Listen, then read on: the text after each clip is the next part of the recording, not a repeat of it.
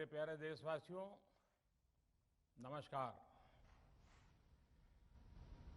Corona के खिलाफ देश आज फिर एक बहुत बड़ी लड़ाई लड़ रहा है।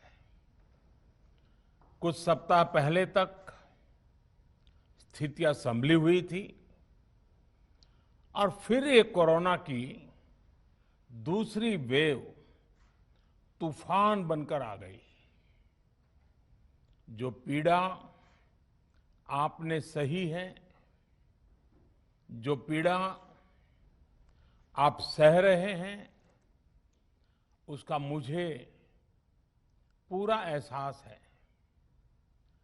जिन लोगों ने बीते दिनों में अपनों को खोया है, मैं सभी देशवासियों की तरफ से उनके प्रति संवेदनाएं व्यक्त करता हूं। परिवार के एक सदस्य के रूप में मैं आपके दुख में शामिल हूं। चुनौती बड़ी है, लेकिन हमें मिलकर अपने संकल्प, अपने हौसले और तैयारी के साथ इसको पार करना है। साथियों, अपनी बात को विस्तार देने से पहले मैं देश के सभी डॉक्टरों, मेडिकल स्टाफ, पैरामेडिकल स्टाफ, हमारे सभी सफाई कर्मचारी भाई बहन, हमारे एम्बुलेंस के ड्राइवर्स, हमारे सुरक्षा बल, पुलिसकर्मी, सभी की सराहना करूंगा। आपने कोरोना की पहली वेव में भी अपना जीवन दांव पर लगाकर लोगों को बचाया था। आज आप फिर इस संकट में अपने परिवार, अपने सुख, अपनी चिंता छोड़कर दूसरों का जीवन बचाने में दिन रात जुटे हुए हैं। साथियों, हमारे शास्त्रों में कहा गया है, त्याज्यम न धैर्यम विदुरेऽपि काले, अर्थात कठिन से कठिन समय में भी हमें धैर्य नहीं खोना चाहिए। किसी भी परिस्थिति से निपटने के लिए हम सही निर्णय लें, सही दिशा में प्रयास करें, तभी हम विजय हासिल कर सकते हैं। इसी मंत्र को सामने रखकर आज देश दिन रात काम कर रहा है। बीते कुछ दिनों में जो फैसले लिए गए हैं, जो कदम उठाए गए हैं, वो स्थिति को तेजी से सुधारेंगे। इस बार कोरोना संकट में देश के अनेक हिस्से में ऑक्सीजन की डिमांड बहुत ज्यादा बढ़ी है। इस विषय पर तेजी से और पूरी संवेदनशीलता के साथ काम किया जा रहा है। केंद्र सरकार, राज्य सरकारें, प्राइवेट सेक्टर, सभी की पूरी कोशिश है कि हर जरूरतमंद को ऑक्सीजन मिले। ऑक्सीजन प्रोडक्शन और सप्लाई को बढ़ाने के लिए भी कई स्तरों पर उपाय किए जा रहे हैं। राज्यों में नए ऑक्सीजन प्लांट्स हो, 1 लाख नए सिलेंडर पहुंचाने हो, औद्योगिक इकाइयों में इस्तेमाल हो रही ऑक्सीजन का मेडिकल इस्तेमाल हो, ऑक्सीजन रेल हो, हर प्रयास किया जा रहा है। साथियों, इस बार जैसे ही कोरोना के केस बढ़े, देश के फार्मा सेक्टर ने दवाइयों का उत्पादन और बढ़ा दिया है। आज जनवरी फरवरी की तुलना में देश में कई गुना ज्यादा दवाइयों का प्रोडक्शन हो रहा है। इसे अभी और तेज किया जा रहा है। कल भी मेरी देश की फार्मा इंडस्ट्री के बड़े जो प्रमुख लोग हैं, उसके जो एक्सपर्ट लोग हैं, उनसे बहुत लंबी चर्चा हुई है। प्रोडक्शन बढ़ाने के लिए हर तरीके से दवाई कंपनियां की मदद ली जा रही है। हम सौभाग्यशाली हैं कि हमारे देश के पास इतना बड़ा मजबूत फार्मा सेक्टर है जो बहुत अच्छी और तेजी से दवाइयां बनाता है। इसके साथ ही अस्पतालों में बेड की संख्या को बढ़ाने का भी काम तेजी से चल रहा है। कुछ शहरों में ज्यादा डिमांड को देखते हुए विशेष और विशाल कोविड हॉस्पिटल बनाए जा रहे हैं।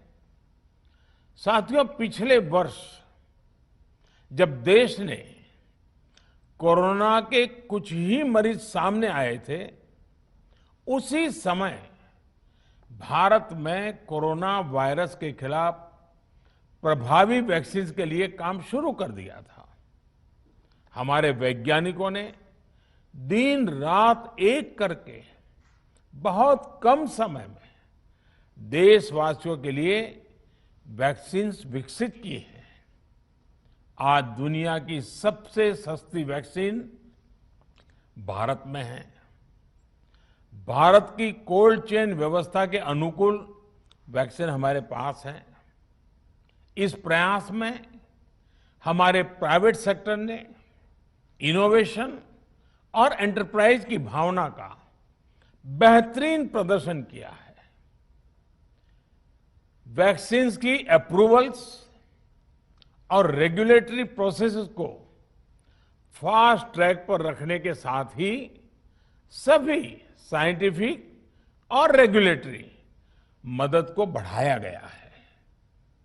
यह एक टीम एफर्ट है जिसके कारण हमारा Bharat 2 made in India vaccine के साथ दुनिया का सबसे बड़ा टीकाकरण अभियान शुरू कर पाया।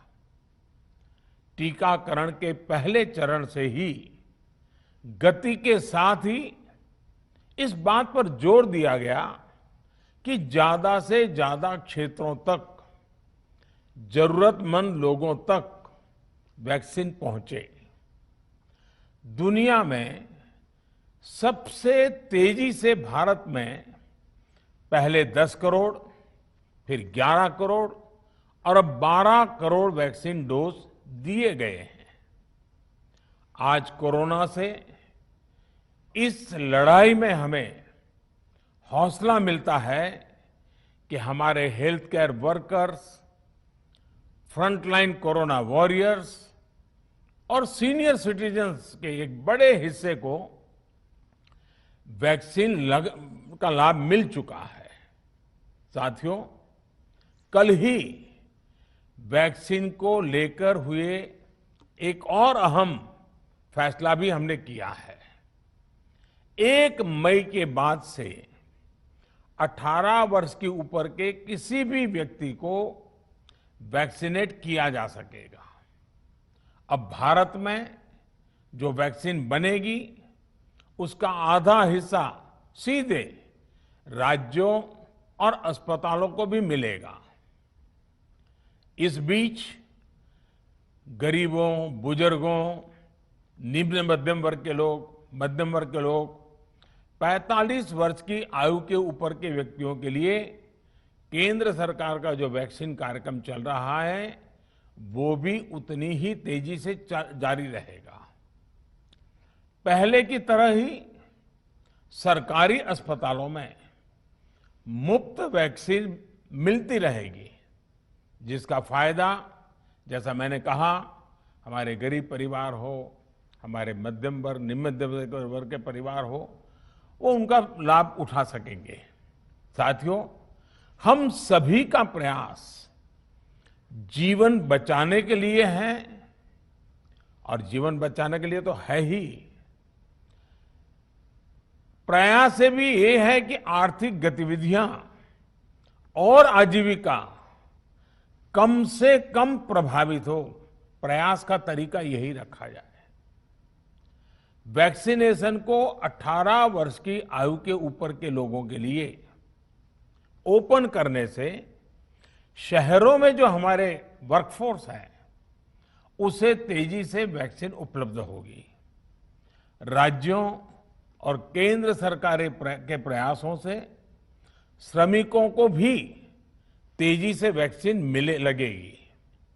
मेरा राज्य प्रशासन से आग्रह है कि वो श्रमिकों का भरोसा जगाए रखे।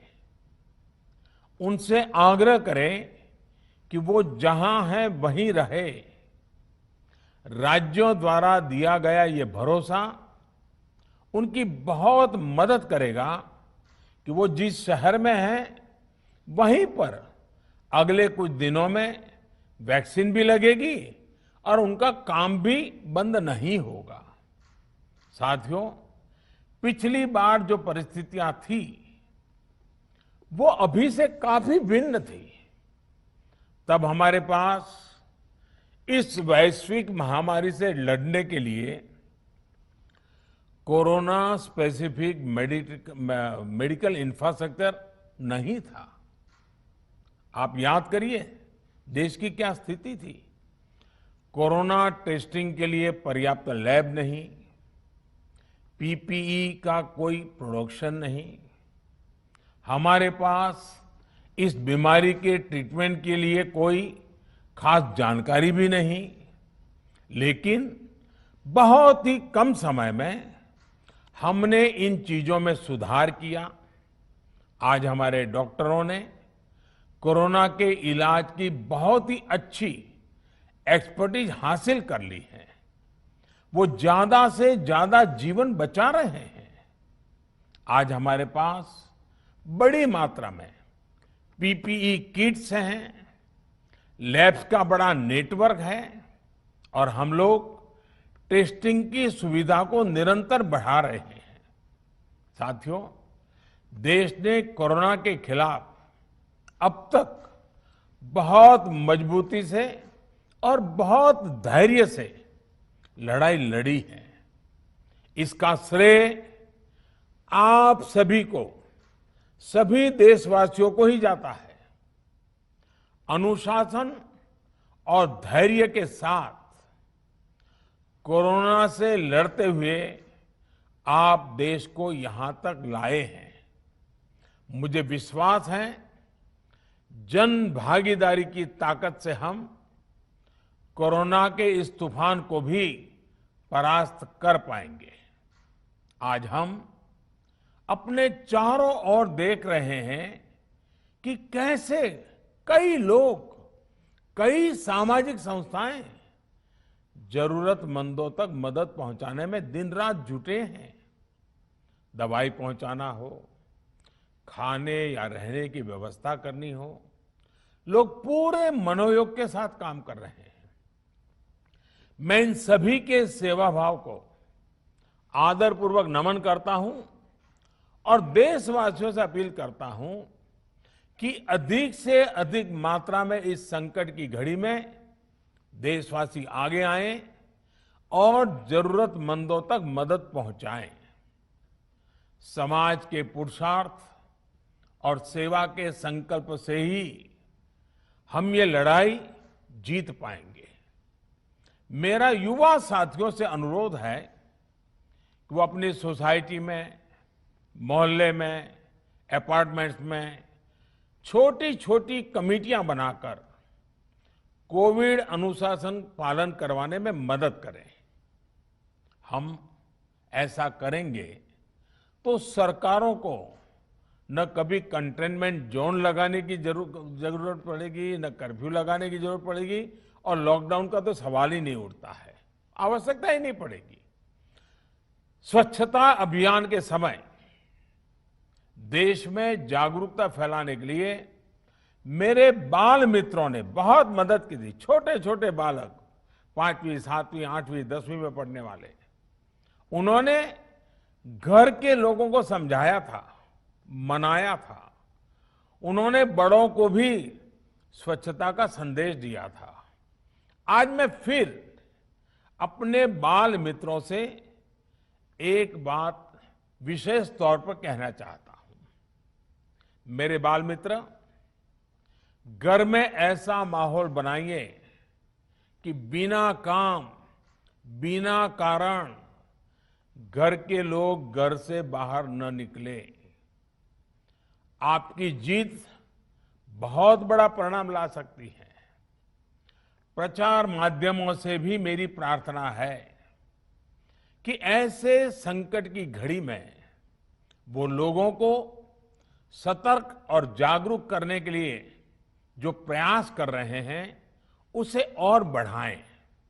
इसके साथ ही इसके लिए भी काम करें कि डर का माहौल कम हो सके, लोग अफवाह और भ्रम में न आए।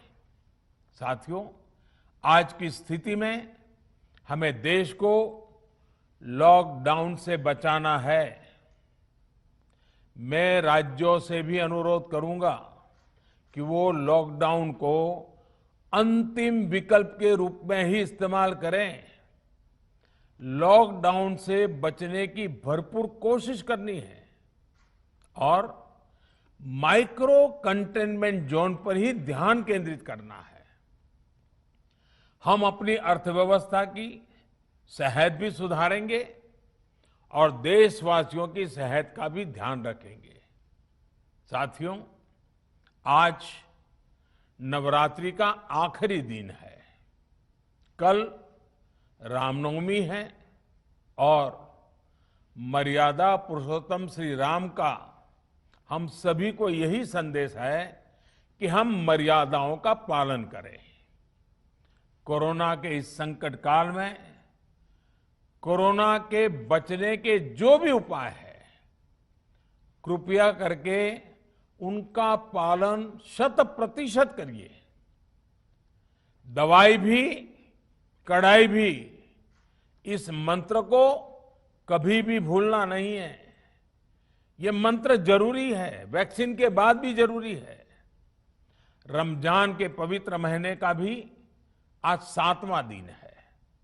रमजान हमें धैर्य, आत्मसंयम और अनुशासन की सीख देता है। कोरोना के खिलाफ जंग जीतने के लिए अनुशासन भी, उसकी भी उतनी ही जरूरत है। जब जरूरी हो तभी बाहर निकले। कोविड अनुशासन का पूरा पालन करें। मेरा आप सभी से यही आग्रह है।